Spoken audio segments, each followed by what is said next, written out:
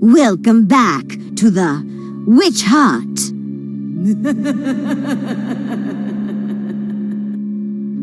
Witches of Myth and Legend, Episode 5, Tituba.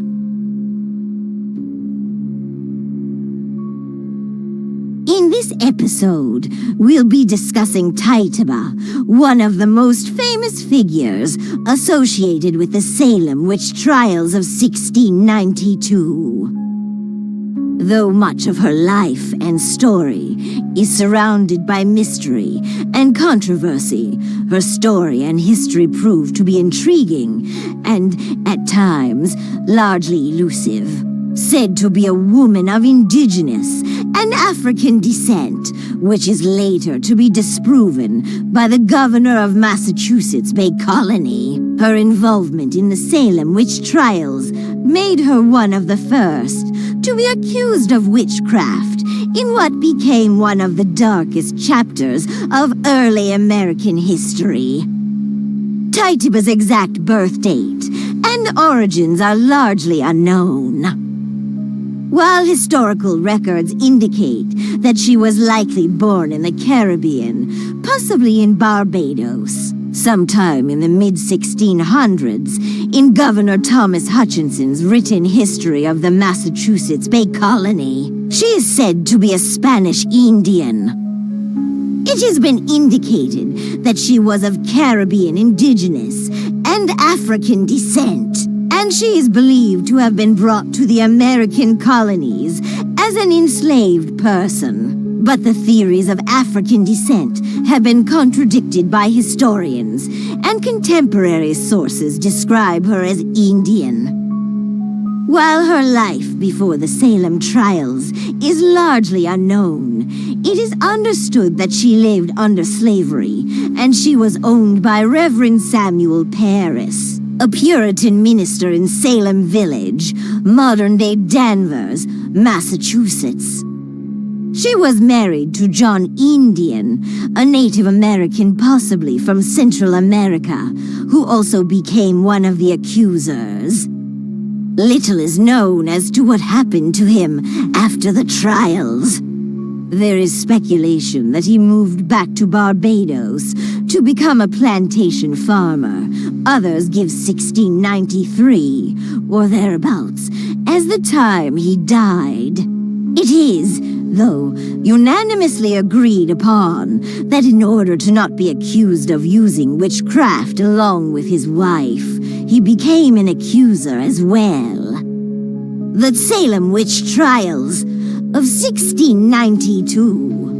Tituba's name became famous during the Salem Witch Trials, a series of hearings and prosecutions of people accused of witchcraft in colonial Massachusetts. In February 1692, a group of young girls in Salem, including Betty Parris, daughter of Samuel Parris, and Abigail Williams, niece of Samuel Parris, began to exhibit strange and unexplained behaviors, such as convulsions, trances, and fits. These symptoms were often attributed to witchcraft, and accusations quickly spread throughout the community. Let's talk about Tituba's role in the accusations, shall we? The first confession. She was interrogated by the authorities, including Reverend Samuel Parris, and under intense pressure, she confessed to being a witch. Tituba, along with two other women, Sarah Good, a beggar, and Sarah Osborne, an elderly, bedridden woman, was among the first to be accused of witchcraft.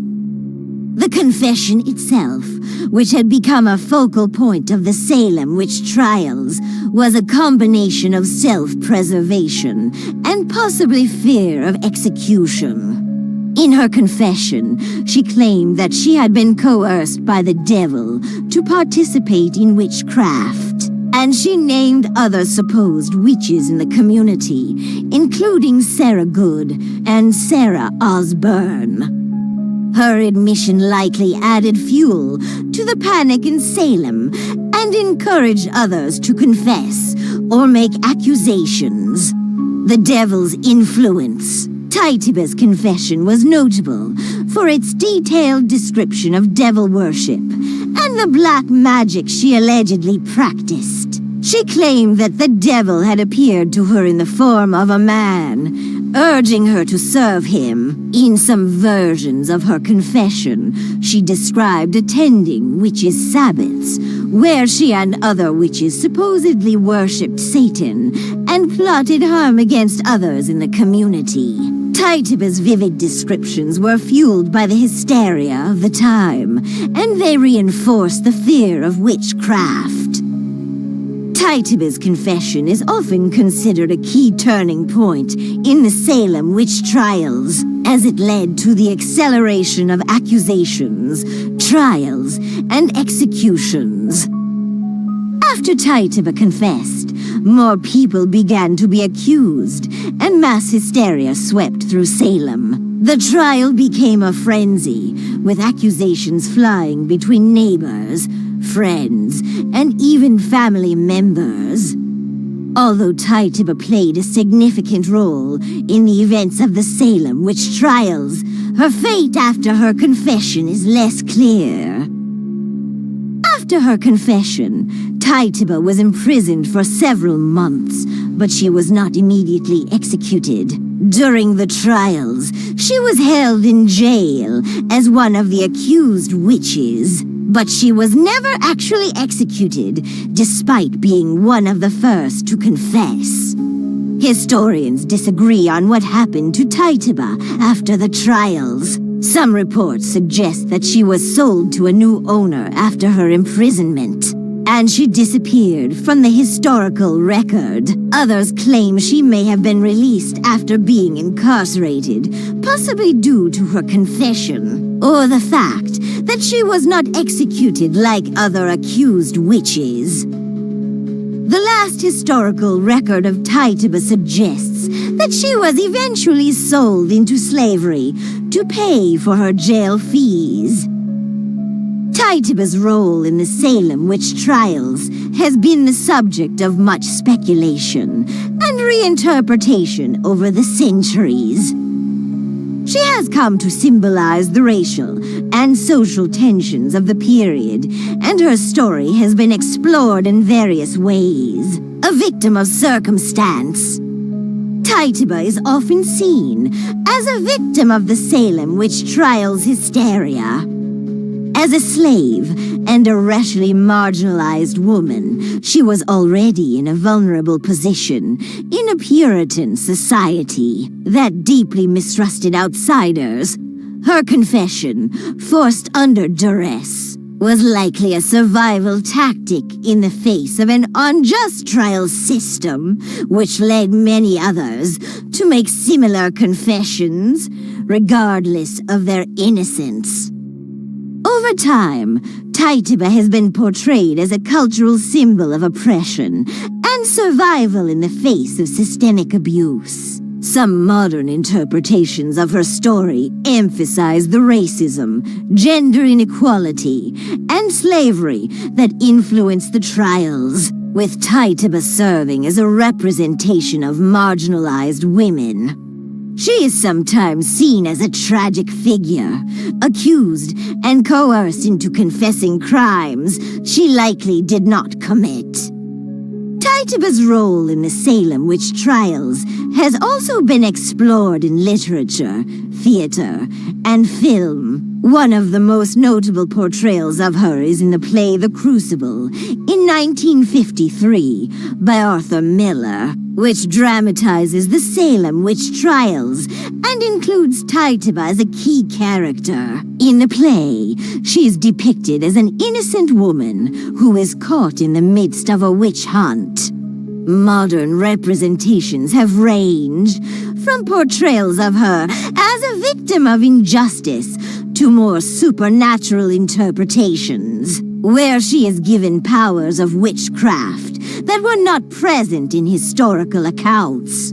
Over time, there has been a growing effort to reclaim Tituba's story from the lens of the witch trials. and to better understand her life and contributions outside of her role as an accused witch. Some historians and authors have focused on her cultural background, exploring the blend of African and Caribbean spiritual traditions she might have brought with her to the Americas, and how her experiences shaped her role in the trials. Tituba's role in the Salem Witch Trials has made her one of the most enduring figures associated with the event, though the historical details of her life remain elusive.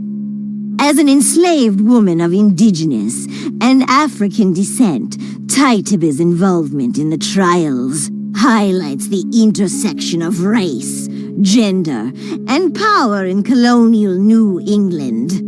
Her forced confession, which contributed to the acceleration of the trials, makes her one of the key figures in the history of the Salem witch hunts, and her story continues to be a focal point for those interested in the social and cultural dynamics of 17th century America. Thank you for watching. If you are enjoying these contents, please like, share, and subscribe, or follow my channel.